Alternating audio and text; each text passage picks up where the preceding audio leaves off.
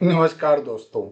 आज बिहार के उप मुख्यमंत्री अल्पज्ञानू सम्राट चौधरी के द्वारा व्हाट्सएप यूनिवर्सिटी से ली गई डिग्री के आधार पर यह बोला गया है कि पंडित नेहरू जी ने और कांग्रेस सरकार ने 1950 यानी आजादी के बाद उन्होंने नेपाल को भारत में विलय करने के प्रस्ताव को मना कर दिया। अब ये तो सभी को पता ही है कि बीजेपी वालों को पंडित नेहरू और कांग्रेस से स्पेशली पंडित नेहरू का फोबिया है।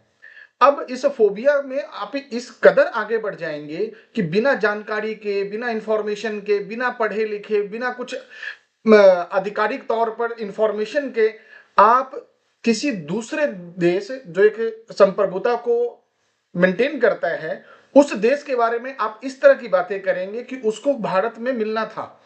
ऐसा कभी नहीं हुआ था।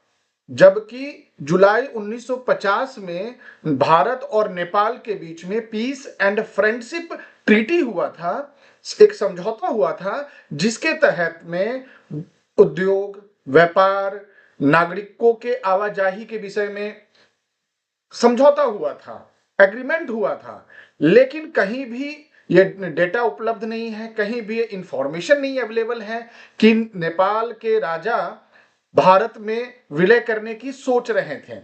लेकिन हमारे जो अल्पज्ञानू सम्राट चौधरी जी हैं उनको ये सोचना चाहिए कि व्हाट्सएप यूनिवर्सिटी का ज्ञान जनता को अब ना दें, क्योंकि रीजन क्या है कि जनता को अब आपके उस ज्ञान से ज्यादा आपके उस वादों पर ज्यादा सुनना पसंद है जो आपने पिछले इलेक्शन में किया था बिहार की जनता के साथ कि आप रोजगार क्या देंगे, आप उद्योग क्या देंगे, आप पलायन को कैसे रोकेंगे। तो आप उसका हिसाब दीजिए। आप 1950 में ना जाएं, आप बल्कि आज से सिर्फ 5 साल पीछे जाइए और अपने वादों पर कंसंट्रेट कीजिए। और मैं आपको एक ही बात बोलना चाहूंगा, आईना लीजिए, आईना में अपना शक्ल देखिए और उस शक्ल के अंदर में ये देखिए कि क्या आपके द्वारा दिया गया डाटा से इंपॉर्टेंट जो एक मिथ्या डाटा है उससे ज्यादा इंपॉर्टेंट क्या बिहार की जनता को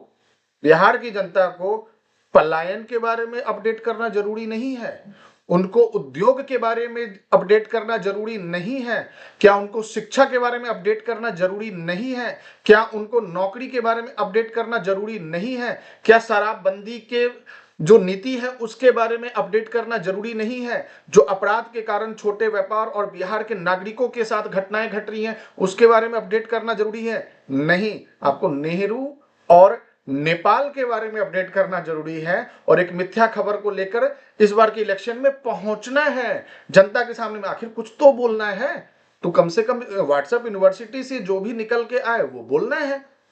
तो मेरा एक आग्रह है कि अब ऐसा नहीं चलेगा। इस बार के इलेक्शन में आपके पिछले वादों की जानकारी और आपके बैलेंस शीट को जनता देखेगी और इस बार देखना भी चाहिए। क्यों? क्योंकि जनता ये बोल रही है चुप रहना मना है। नमस्कार।